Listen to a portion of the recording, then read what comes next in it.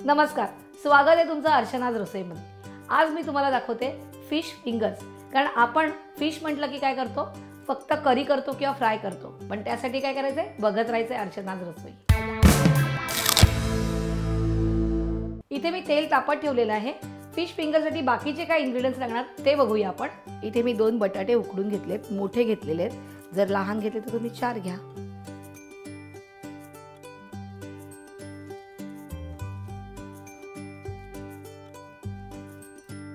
यात आपण कोथिंबीर घालायची आहे,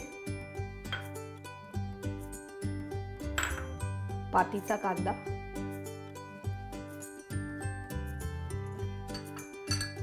त्याच्यानंतर आलं लसूण हिरवी मिरची क्रश साधारण 1 टेबलस्पून, मीठ चवीप्रमाणे, काळा मिरी पावडर साधारण 1 चमचा।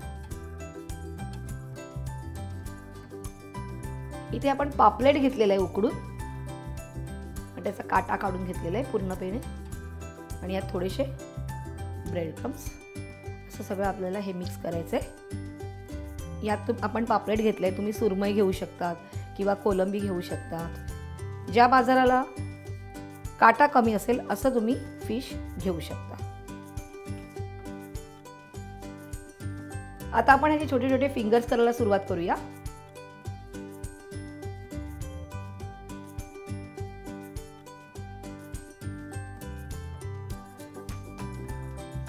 अशा प्रकारे आपले सगळे फिंगर्स करून झालेले आहेत। आता आपण या सगळ्या फिंगर्सना ब्रेड क्रम्स लावून घेऊया। तर अगोदर आपण काय करणार आहोत, अंड्यामध्ये ते बुडवणार आहोत आणि अंड्यात बुडवल्यावरती ते आपण ब्रेड क्रम्सवर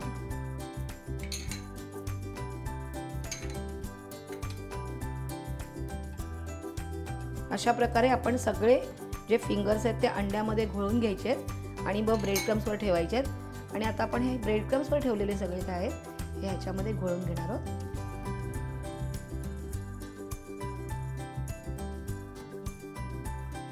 अशा प्रकारे आपण सगळे बाकीचे जे आहेत ते पण सगळे ब्रेड क्रम्समध्ये घोळून घेऊया आणि मग एकदमच सगळे तळून घेऊया।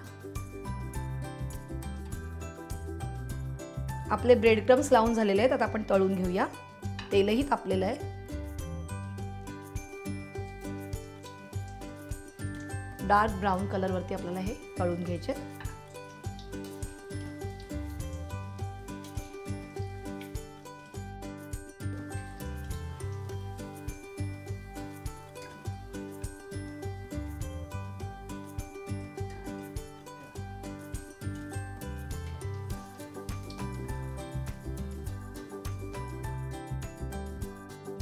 गरमागरम फिश फिंगर्स तयार आहेत। खायचं कशाबरोबर, पुदिनाची चटणी, शेजवान चटणी, नाहीतर मग सॉस।